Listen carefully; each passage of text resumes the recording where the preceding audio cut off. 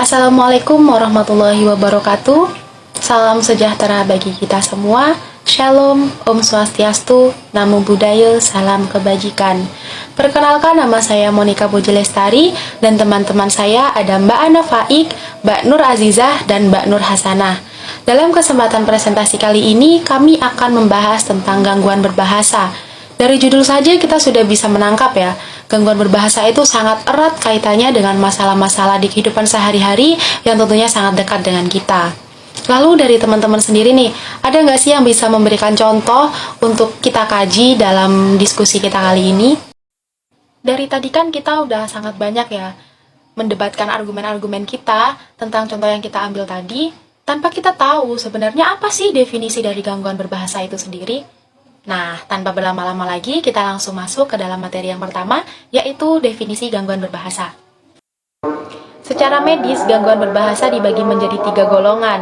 Yang pertama adalah gangguan berbicara, yang kedua adalah gangguan berpikir, dan yang terakhir adalah gangguan lingkungan sosial.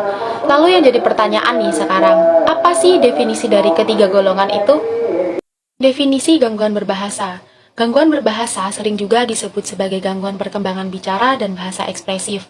Kelainan atau gangguan bahasa merupakan salah satu jenis kelainan dalam komunikasi dengan indikasi seseorang mengalami gangguan dalam proses simbolis. Kesulitan ini mengakibatkan seseorang tidak mampu untuk memberikan simbol atau lambang yang diterima dan sebaliknya tidak mampu mengubah konsep pengertian menjadi simbol-simbol yang dapat dimengerti oleh orang lain.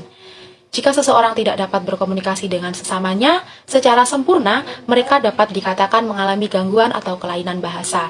Gangguan bahasa dapat terjadi jika komunikasi seseorang menyimpang jauh dari bahasa yang digunakan oleh anak normal.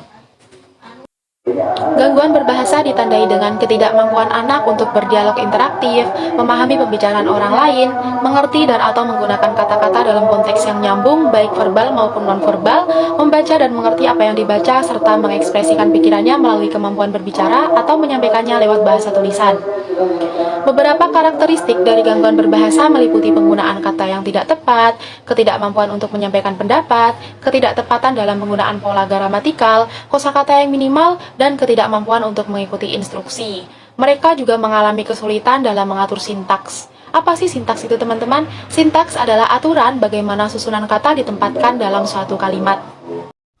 Yang kedua, gangguan berpikir. Dalam sosiolinguistik dikatakan bahwa setiap orang mempunyai kecenderungan untuk menggunakan perkataan yang disukainya, sehingga corak bahasanya adalah khas bagi dirinya sendiri. Hal ini dalam sosiolinguistik disebut idiolek atau ragam bahasa perseorangan. Setiap orang memproyeksikan kepribadiannya pada gaya bahasanya. Lalu kalau diingat nih, bahwa ekspresi verbal merupakan pengutaraan isi pikiran, maka yang tersirat dalam gaya bahasa tentu bahasa isi pikiran yang terganggu. Ada beberapa contoh nih dari gangguan ekspresi verbal, yaitu yang pertama pikun, yang kedua schizofrenik, dan yang ketiga yaitu depresif. Kita bahas satu-satu ya. Yang pertama pikun. Orang yang pikun menunjukkan banyak sekali gangguan seperti agnosis, apraksia, amnesia, perubahan kepribadian, perubahan perilaku, dan kemunduran dalam segala macam fungsi intelektual. Semua gangguan itu menyebabkan kurang berpikir, sehingga ekspresi verbalnya diwarnai dengan kesukaran, menemukan kata-kata yang tepat. Kalimat seringkali diulang-ulang. Apa yang dikatakan diulang lagi. Pembicaraan sering terputus karena arah pembicaraan tidak teringat atau tidak diketahui lagi, sehingga berpindah ke topik lain. Kepikunan atau demensia itu suatu penurunan fungsi memori atau daya ingat dan daya pikir lainnya yang dari hari ke hari semakin memburuk. Gangguan kognitif ini meliputi terganggunya ingatan jangka pendek, kekeliruan mengenai tempat, orang, dan waktu, juga gangguan kelancaran bicara. Yang kedua, schizofrenik. Seorang penderita schizofrenik ini dapat berbicara terus-menerus. Pecahannya hanya merupakan ulangan curah verbal semula dengan tambahan sedikit-sedikit atau dikurangi beberapa kalimat. Schizofrenik ini termasuk dalam halusinasi gitu ya teman-teman. Sebelum diganggu halusinasi, biasanya bahasa para penderita schizofrenia ini tampak terganggu. Pada tahap-tahap awal penderita schizofrenik ini mengisolasi pikirannya, tidak banyak berkomunikasi dengan dunia luar, tetapi banyak berdialog dengan diri sendiri. Yang ketiga, depresif. Orang yang tertekan jiwanya memproyeksikan penderitanya pada gaya bahasa dan makna curah verbalnya. Volume curah verbalnya lemah lembut dan kelancarannya terputus-putus oleh interval yang cukup panjang. Namun, arus-arus isi pikiran tidak terganggu. Kelancaran biasanya terputus oleh tarikan nafas dalam-dalam, serta pelepasan nafas keluar yang panjang. Perangai emosional yang terasosiasi dengan depresi itu adalah universal. Curah verbal yang depresif dicorakki oleh topik yang menyedihkan, menyalahi dan mengutuk diri sendiri, kehilangan gairah bekerja dan gairah hidup, tidak mampu menikmati kehidupan, malah cenderung mengakhirinya. Lanjut ya, gangguan lingkungan sosial. Yang dimaksud dari gangguan lingkungan sosial yaitu dari faktor lingkungannya sendiri, seperti contoh terasingnya seorang anak yang aspek biologisnya bahasanya normal dan dari lingkungan kehidupan manusia.